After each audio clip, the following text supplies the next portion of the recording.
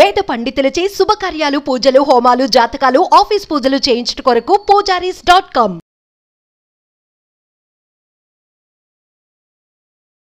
నమస్తే, నేను మీ జాహ్నవి. మనతో ఉన్నారు ప్రముఖ జ్యోతిష్య వాస్తు పండితులు, జ్యోతిష్య వాస్తు శిక్షణ నిపుణులు, లలిత ఉపాసకులు బ్రహ్మశ్రీ నానాజీ పట్నాయక్ గురువు గారు. సూక్ష్మంలో మోక్షం ఈ ప్రత్యేక కార్యక్రమం ద్వారా మనకున్నటువంటి ప్రతి ఒక్క సందేహాన్ని నివృత్తి చేస్తూ స్పెషల్ డేస్ కి సంబంధించి ఆ డేస్ యొక్క ప్రయారిటీ ఏంటి, ఆ రోజు మొత్తం మనం చేసుకోవడం వల్ల ఆధ్యాత్మికంగా మనకి ఎలాంటి గ్రహ దోషాలు తొలగిపోతాయి అనేది డీటెయిల్ గా ప్రతి ఒక్క ఎపిసోడ్ లో ఎక్స్ప్లెయిన్ చేస్తూ ఉన్నారు కదా గురువు గారు. అయితే ఈ రోజు మరి శని త్రయోదశికి సంబంధించి డీటెయిల్డ్ ఇన్ఫర్మేషన్ గురుగారు మాటలు అడిగి తెలుసుకుందాం. నమస్కారం గురుగారు. శ్రీమాత్రే నమః.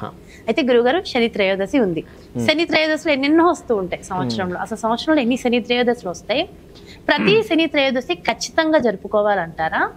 ఈసారి వచ్చే శని త్రయోదశికి ఏమైనా ప్రత్యేకత ఉందంటారా? అసలు శని త్రయోదశి అంటే కేవలం శని గ్రహ దోషాలు మాత్రమే తొలగిపోతాయి, ఇంకేమైనా కూడా ఉపయోగాలు ఫలితం ఉంటుందంటారు? మంచి క్వశ్చన్ అడిగారు. ఫస్ట్ ఆఫ్ ఆల్ ఏంటంటే తిది వారము కలిస్తే శనివారం నాడు, త్రయోదశి కలిస్తే శని త్రయోదశి. అంటే ఏ వారం రోజు ఆ త్రయోదశి కలిస్తే ఆ త్రయోదశిగా మనం చెప్పుకోవచ్చు. కాబట్టి శని త్రయోదశికే ఎందుకు ఇంత ప్రాధాన్యత ఇస్తున్నాము అని చెప్పి చూసుకున్నట్లయితే సర్వసాధారణంగా సంవత్సరానికి 3 నుంచి 4 సార్లు, ఒక్కసారి ఎక్కువ తక్కువ కూడా అవుతూ ఉంటుంది. ఇది ఇన్నిసార్లే వస్తుందని రూల్ ఏం లేదు. ఇప్పుడు గ్రహణాలు ఉన్నాయి, సంవత్సరానికి 4 సార్లు వస్తాయి. ఆ 4 సార్లు కూడా ఒక్కోసారి ఇండియాలో కనబడితే ఇంకోసారి ఇంకో దగ్గర కనిపిస్తుంది. అయితే ఇక్కడ ఏంటంటే త్రయోదశికో శక్తి ఉంటుంది. ఏమిటది అంటే ఆ రోజు మీరు చేసేటువంటి పూజ కావచ్చు, ఏదైనా సరే ఆ వారం రోజు, ఇప్పుడు ఉదాహరణకు మనకి శనివారం వచ్చింది కాబట్టి శని త్రయోదశి అంటున్నాం. గురువారం వచ్చింది అనుకోండి, గురువారంతో కూడిన త్రయోదశి గురు త్రయోదశి అవుతుంది, శుక్ర త్రయోదశి అవుతుంది, బుధ త్రయోదశి అవుతుంది. అంటే త్రయోదశికి అంత స్పెషాలిటీ ఉందంటారా? అంటే ఏమిటి, ఇప్పుడు చిన్న ఎగ్జాంపుల్ చెప్తాను చూడండి. శని త్రయోదశి ఎందుకు చేస్తాం? కర్మ తొలగడానికి, మన కర్మని అనుభవించడానికి, శక్తి రావడానికి. కర్మ ఎక్కడా తొలగిపోదు, గుర్తుపెట్టుకోండి. ఇప్పుడు మీకు అయ్యే ఖర్చు ఉంటుంది, కానీ మీకు సంపాదన పెరిగితే ఖర్చుని మీరు భరించగలరు. అవును.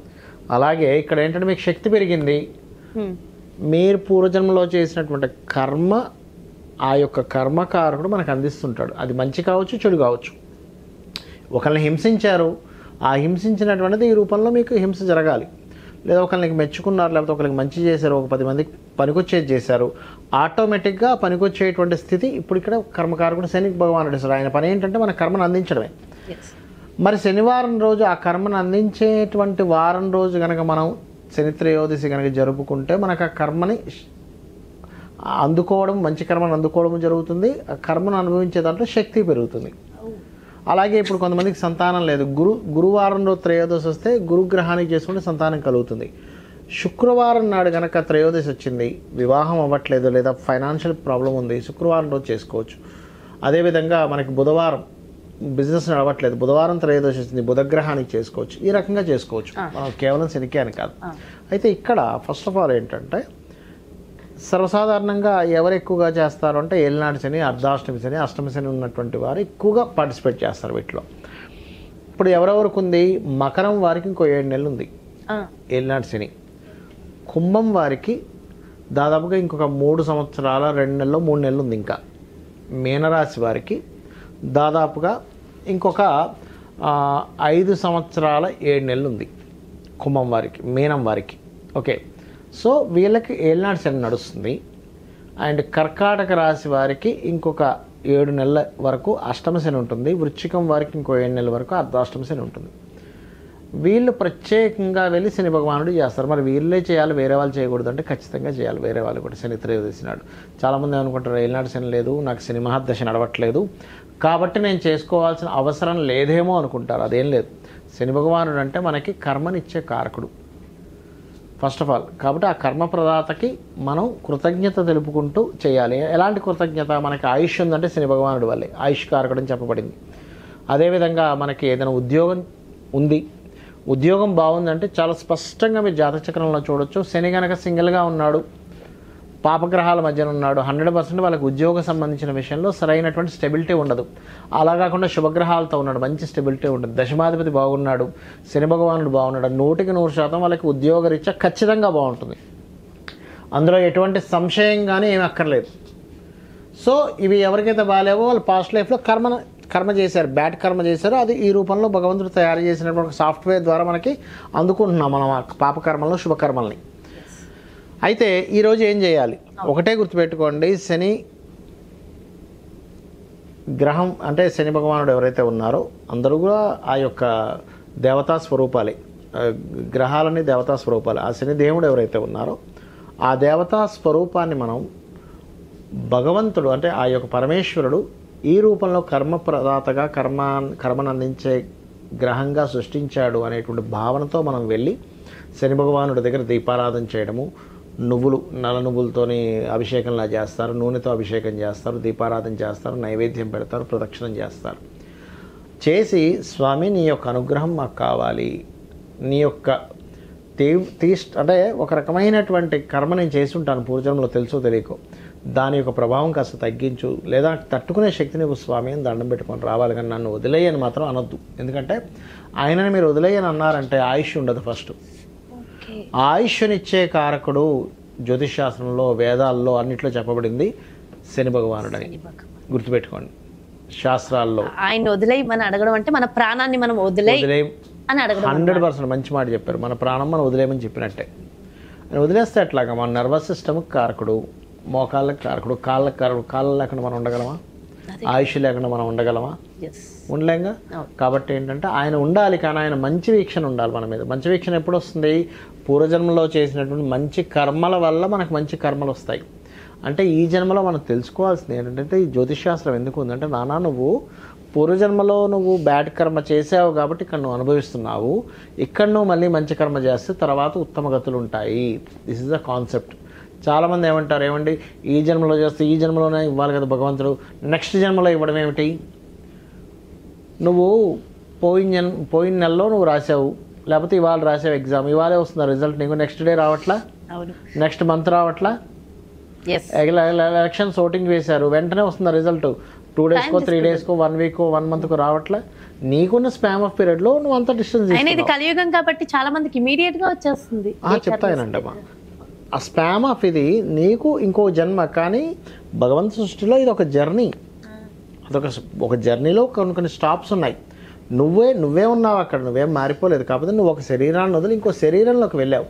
నువ్వు ఆత్మస్వరూపుడివి. ముఖ్యంగా నువ్వు ఆత్మస్వరూపుడివి అనేటువంటి నీ గనక పరిపూర్ణంగా తెలిస్తే నీకు బాధ, దుఃఖము, కోపము ఏమీ ఉండవు. కాబట్టి ఏంటంటే ఉదయం నిద్రలేచిన వెంటనే చక్కగా కాలకృత్యాలు తీర్చుకొని ఇంట్లో పూజ చేసుకొని, వీలైతే కాస్త ఉపవాసం లాగంటే ఆ రోజు పొద్దున్నే ఏమీ తినకుండా పూజ అయిన తర్వాత తినడం మంచిది. వెళ్ళి చక్కగా అక్కడ శని భగవానుడికి సంబంధించిన పూజాది కార్యక్రమాలు చేసుకొని భస్మ మరియు అదేవిధంగా మనకి బిల్వపత్రం ఉంటుంది, దాంతో ఆ రెండింటిని భస్మని వాటర్లో వేసి, బిల్వపత్రాలు కూడా వాటర్లో వేసి వాటితో శివాభిషేకం చేసుకొని, అదే శివాలయంలో గనక ఎవరైతే విష్ణు సహస్రనామాలు ఇంకా వీలైతే లలిత అమ్మవారి నామాలు కూడా చేసుకున్నట్లయితే అమ్మవారి యొక్క అనుగ్రహము, విష్ణువు యొక్క అనుగ్రహము, శని యొక్క తీక్షణ దృష్టి తగ్గి వాళ్ళకి కాస్త ఉపశమనం లభిస్తుంది. అయితే దీంతోపాటు ముఖ్యంగా లలితా సహస్రనామాల్లో ఓం అనాకలిత సాదృశ్య చుబకశ్రీ విరాజితాయై నమః అనేటువంటి నామాన్ని రెగ్యులర్గా శనిత్రయోదశి నాడు ఎవరైతే చేస్తారో వాళ్ళకి ఆత్మశక్తి, బుద్ధిశక్తి పెరుగుతుంది. అయితే ఎవరైనా సరే గుర్తుపెట్టుకోండి, మధ్యాహ్నం పూట ఏలినాడు శని, అష్టామ శని నడిచేవాళ్ళు కానీ సహజంగా కూడా యువకులు మధ్యాహ్నం నిద్రపోకూడదు. బాగా అలిసిపోయాను, నైట్ టైం ఏదో నైట్ డ్యూటీ చేసాము సాఫ్ట్వేర్లో, అప్పుడు పడుకోండి, తప్పేం కదా. కానీ అన్నీ చక్కగా ఉండి మధ్యాహ్నం పడుకుంటే మాత్రం మందుడు అంటారు శనిని, ఆ యొక్క ప్రభావం ఖచ్చితంగా పెరుగుతుంది, దానివల్ల ఇబ్బంది పడతాడు మనిషి. అయితే ఇంకొక ప్రశ్న గురువు గారు, నవగ్రహాలు దాదాపు ప్రతి ఆలయంలో ఉంటాయి. ముఖ్యంగా అంటే శివాలయంలో ఉన్న నవగ్రహాలకి చేయడం వల్ల ఎక్కువ ఫలితం ఉంటుందంటారు? ఏ ఆలయంలో చేసినా ఉంటుంది. శివాలయంలో ఏంటంటే శివుడు మనకి చూడండమ్మా, సృష్టి స్థితి లయ అంటారు. లయకారకుడు శివుడు. అంటే లయం అంటే ఆయనలో లయం చేసుకోవడం ఒక ఎత్తు అయితే, మీ యొక్క పని ప్రతిదీ కూడా కంప్లీట్నెస్ అవ్వాలి కదా, కంప్లీట్నెస్ కారకుడు. శివుడాజ్ఞలైంది చేయకొట్టదు అంటారు కదా, అలా కంప్లీట్నెస్ కారకుడు. అలా ఆ శివాలయానికి వెళ్ళి విష్ణు సహస్రనామాలు చదవాలి, ఆయనకి ప్రీతి. అది అయితే ఇంకొక చిన్న సందేహం గురువు గారు, ఇందాక మీరు కొన్ని రాసులకు సంబంధించి వాళ్ళకి ఏది అర్ధాష్టమ శని ఇంకా ఎన్ని రోజులు ఉంది అనేది చెప్పిన క్రమంలో తక్కువ స్పామ్ కొన్ని రాసులకు చెప్పారు, అంటే ఇంకా 7 నెలలు మాత్రమే ఉందని. ఇక్కడ నా ప్రశ్న ఏంటంటే గురువు గారు, ముఖ్యంగా శని వెళ్ళిపోయే ముందు చాలా మంచి చేసి వెళ్తాడు అంటారు కదా, మరి అలా కొన్ని రాసులు ఏమైనా మంచి చేసి వెళ్ళే రాసులు ఏమైనా ఉన్నాయంటారు? ఖచ్చితంగా అమ్మ, అంటే అలా కాదు. ఇక్కడ ఏంటంటే వెళ్ళిపోయే ముందు ఎవరికి మంచి చేస్తాడంటే వీళ్ళ జన్మజాతకంలో ఉండే కాంబినేషన్స్ కొన్ని ఉంటాయి.